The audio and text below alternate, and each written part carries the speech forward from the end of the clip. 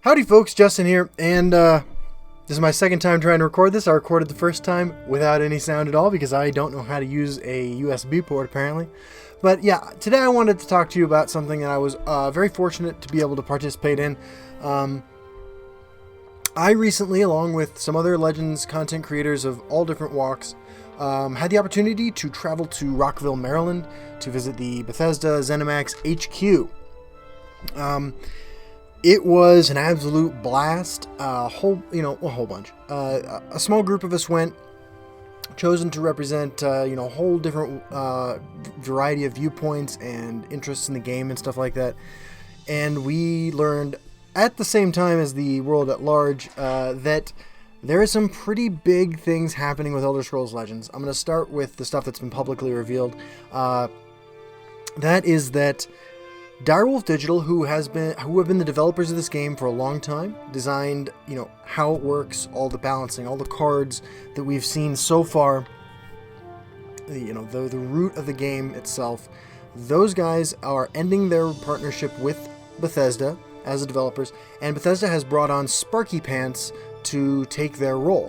One of the things that sold me on this transition, honestly, is that Bethesda hired Sparky Pants in 2017 to rebuild the entire engine of the game, the client. They say that there's not a single line of old code in the new client. And so for quite some time now, Bethesda has been paying twice what they were paying for Legends, right? Because as the owners of the intellectual property, the publishers of the game, they pay the developers to make the game. They've been paying Direwolf to do that. They've still been paying Direwolf to do that so far this year. And they've been paying Sparky Pants to build them a whole new Legends client. They went into a number of reasons for this, but it comes down to a few, fairly straightforward things. Sparky Pants is located much closer to their offices. I live down the street from Direwolf, but I'm in Denver, and they're of course in Maryland, where Sparky Pants is also located. And Sparky Pants has a vision for the Legends client that is, in some ways, what it is it's more in line with what I guess Bethesda's stated goals are for the game. Their new client is going to be much more iterative, is the word they used to describe it, a word I didn't know what it meant until I had looked it up after they kept using it in conversation with us. But apparently, for example, whereas it used to take hours and hours of downtime to upload patches, and patches were relatively few and far between, Sparky Pants' approach to this game is going to be downtime is measured in minutes and happens much more frequently. And their plan is to be much more responsive to the community's interests, needs, and concerns, and just desires for new content as far as features go. I was a little hesitant when they said this, because Direwolf Digital has developed, I think, one of the greatest card games of all time in Legends, as far as both the base of the game, how it works and why it works the way it does, as well as consistently releasing new and interesting content that hits every psychographic of player. Cards like Lich's Ascension for some players, cards like Frostscale Dragon for some players, cards like Morag Tongue Aspirant, and cards like Cliff Racer, because there are so many different types of people who play these games. Direwolf Digital has managed to produce cards that interest everybody, right? There's a deck, a whole bunch of decks that fit into the interests of anybody who wants to play this game. And they've also done a great job with all the different game modes: puzzles, stories, solo arena, versus AI, ladder, casual, all these different ways that you can play the game. Gauntlets, rumbles, epic gauntlets. But having met with the Sparky Pants guys, and this isn't, the sort of thing that's going to be in these press releases about these announcements, having met with these Sparky Pants guys, sat down and talked to them, and had them, both listen and speak to me, I am super impressed. These guys were interested in everything we brought to the table, right?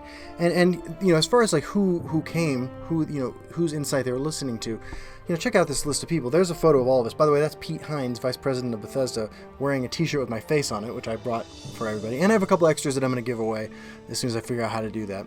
But, I mean, Matt Oblivion, okay? That's him on the left. Suspiciously looks exactly like me. There's CVH. There is The Adventures of Dust. Dust and I had a great time talking, hung at my hotel room for hours, just the two of us, watching Silence of the Lambs and eating pizza. There is Charmer, Ian Bits, J-Star, Dust, myself. Charmer wasn't legend rank yet when he got there, so we made that push together. You got Racy and Agile. You have Santos Vela, right? They flew people from France, the Netherlands, Great Britain, all over the United States to come hang out and be a part of this process.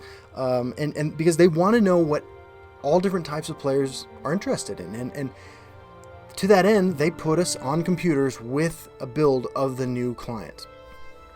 Now, don't get me wrong, nothing like you're not losing your collection. That all stays the same. You're not losing your gold, your progress, your ranks, nothing like that is changing. All that's available. We just got to play with it on the new version of the game. And it was so cool, right? Like, I've been playing this game for a couple years now. And when I first got invited to the closed beta, you finally install the game, you launch it, you start hearing that music, and you're presented with that feeling that you get when you're starting an Elder Scrolls game of any kind, where like, oh my god, here's this amazing opportunity to play any way I want to play. And Legends, for a couple years now, has, a few misses here and there balance-wise aside, has always given you the option of playing just about anything you want, and has given you that role-playing opportunity in a card game. But, I've grown a little cynical and just a little accustomed to what the game offers over the last couple years. I got that swelling in my chest, that feeling again, playing on this new client. It is gorgeous. I mean, I know you guys have seen a little piece of it if you read the IGN article. But this is something entirely new. New loading screens, new menu. Totally from the ground up. That quicker transitions between pages, like almost instantaneous, moving from one part of the menu to the other. And frankly, that's just the surface, right? I mean, look at these guys. J-Star, the guy who runs the Elder Scrolls Legends Championship Series, has for a couple years now, was there hounding him with questions about competitive scene and this, that, and the other. And his questions were answered. I can't say anything else, but he was there for a reason. Dust, one of the best players in the world, okay?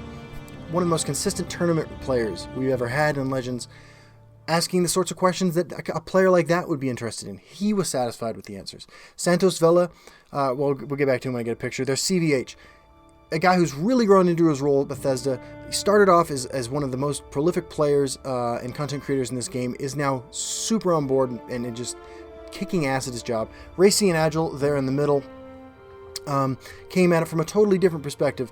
Grassroots community builders who want to run their own tournaments and stuff. We're going to have an in-game tournament client soon, okay? Like the ability to, run instantaneous tournaments with your friends, with strangers, whatever. And one of the things, I don't know if you play Magic, but on Magic there's this thing called Friday Night Magic. A lot of people hear tournament mode, tournaments for Legends, think, well, I'm just a casual player. The guys who go to Friday Night Magic to sling cards for an hour or two with their friends, those are casual players too. That's not pro tour type stuff. Tournament mode is going to be the opportunity for you to set rules for your individual matches. If you want to play Creatureless Challenge, if you want to only allow cards from certain sets, whatever you come up with, I assume within limits. I don't know. I've never actually played tournament mode yet, but and launch these events whenever you feel like it, whenever you get a couple people together. That's something they had a lot of questions about, and they were really enthusiastic about getting to the bottom of. Santos Vela there in the middle, all the way from France. One of the coolest guys I've ever met playing this game. Asked a ton of questions that I would never have thought of, and it was an honor to meet him. Matt Oblivion. Matt Oblivion and I tested together on the test servers. We played each other in a bunch of games, and he was coming at it from a totally different perspective than I was, but we were both interested in the same sort of really esoteric, weird things. And the guys from Sparky Pants wanted to hear about every little stupid card interaction we were interested in and making sure worked. Charmer was there as the voice of reason. We called him Dad. And Ian Bits, one of the most intuitive and creative deck builders in the game, again, putting up very consistent tournament results, both as a deck builder with other players and by himself, as well as doing a lot of casting in the community, and a very prolific streamer, had a whole bunch of questions that only Ian would have asked. And while they didn't invite everybody that could have come, they invited the perfect cross-section of the Legends community.